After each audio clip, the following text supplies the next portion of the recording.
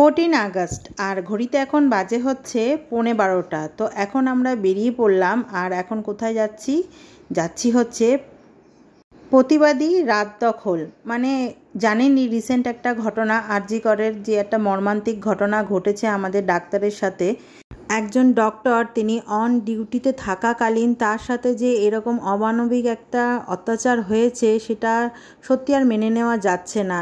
এই অত্যাচার কিন্তু প্রতিনিয়ত দিনে 24 ঘন্টার মধ্যে কোনো না কোনো টাইমে কিন্তু হয়েই চলেছে। মেয়েরা কিন্তু এরকমভাবে অত্যাচারিত হয়েই চলেছে, কিন্তু এই অত্যাচার মানা যাচ্ছে না।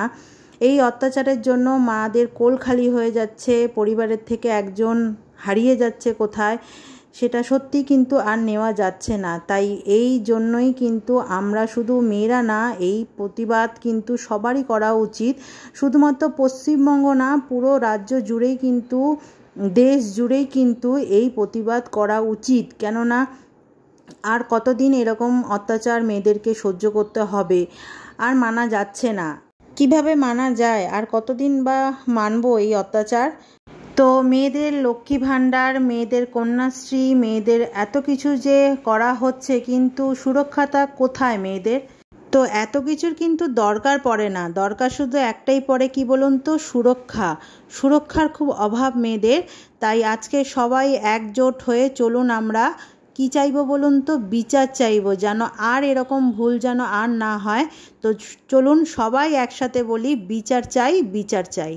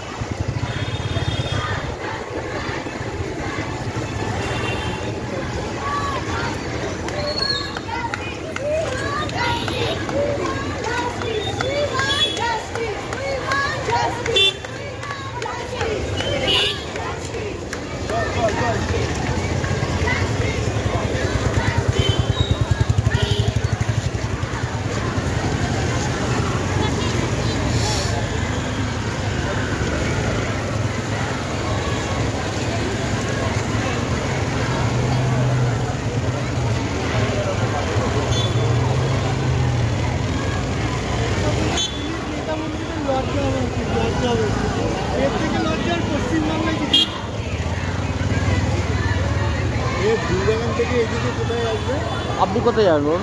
আমি যাবো, আমি র্যালিতে এখানে চলে আসুন। এখান থেকে কোথায় যাবে সেটা জানেন? র্যালি যাচ্ছে, এভাবে যাবে।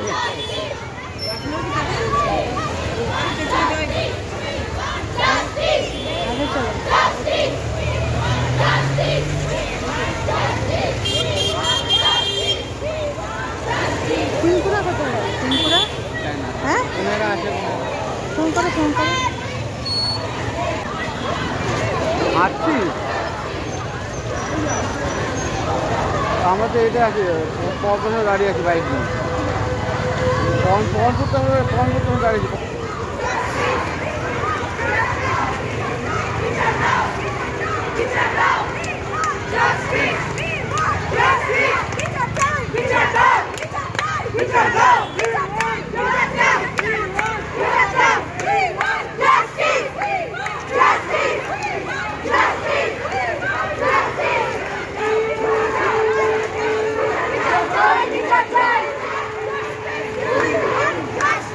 We want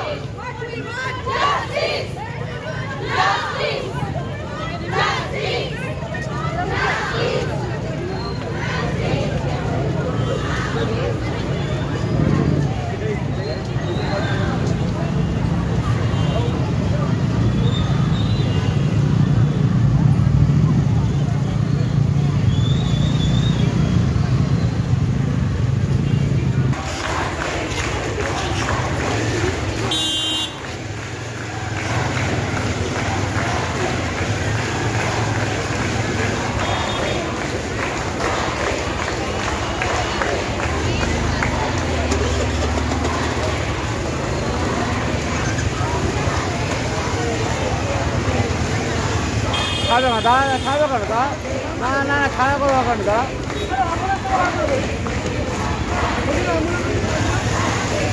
আরে খালি আছে, অ্যাম্বুলেন্সে পেশেন্ট নেই, খালি খালি খালি অ্যাম্বুলেন্স। আরে অ্যাম্বুলেন্স খালি, ওরা রাউন্ডে বেড়ায়, রাত্রিবেলা রাউন্ডে বেড়ায়।